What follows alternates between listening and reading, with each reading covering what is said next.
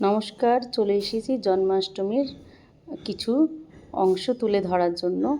এই যে সাজগোজগুলো দেখছেন ফুলের, ওগুলো কিন্তু গত ঝুলন পূর্ণিমার মানে গত শনিবার ঝুলন পূর্ণিমার, তো ওরা নিয়ে যায়নি। আজকের যে মালা পরানো হয়েছে সেগুলো মা বানিয়েছে। আর এখানে যে সাজগোজটা কেমন লাগছে সেটা বলবে।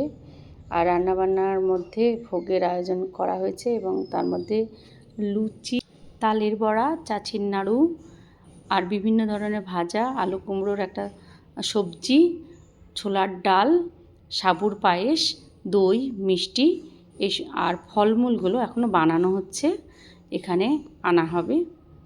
জন্মাষ্টমীতে লুচি আর তালের বড়া ছাড়া যেন অসম্পূর্ণ। আমরা ছোট্টবেলা থেকে শুনে আসছি লুচির ওপর তালের বড়া নাচিতে লাগিল, এটা পরের দিন নন্দ উৎসবে গাওয়া হয়। এই যে সমস্ত ফলের সব চলে এসেছে এখানে। এবার অভিষেকের জন্য প্রস্তুত হচ্ছে। গোপালের অভিষেক হবে।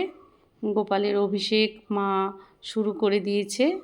এখানে প্রথমে তার পোশাক আশাকগুলো নতুন পরানো হবে, পঞ্চামৃত দিয়ে তাকে অভিষেক করানো হবে। আর করানো এই যে প্রক্রিয়া চলতে শুরু করে দিয়েছে।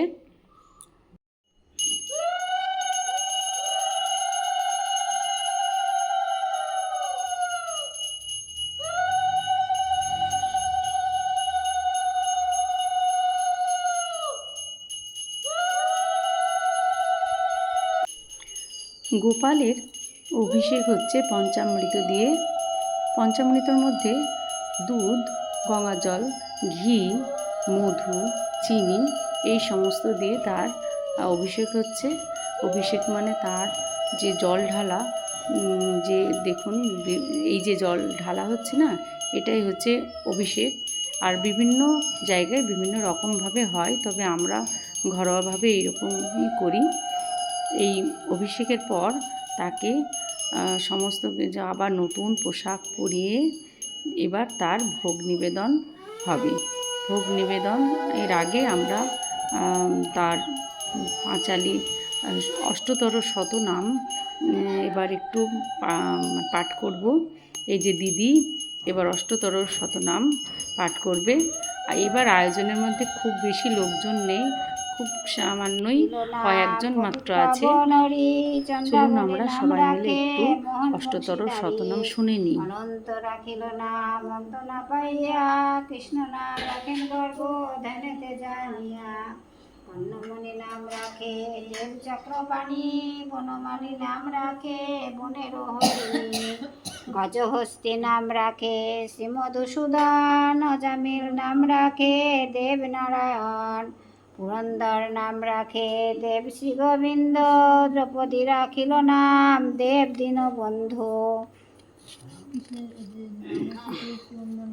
সুদাম রাখিল নাম দারিদ্র ভঞ্জন, ব্রজবাসী নাম রাখে ব্রজের জীবন। দর্পহারী নাম রাখে অর্জুন সুধীর, পশুপতি নাম রাখে গরুর মহাবীর।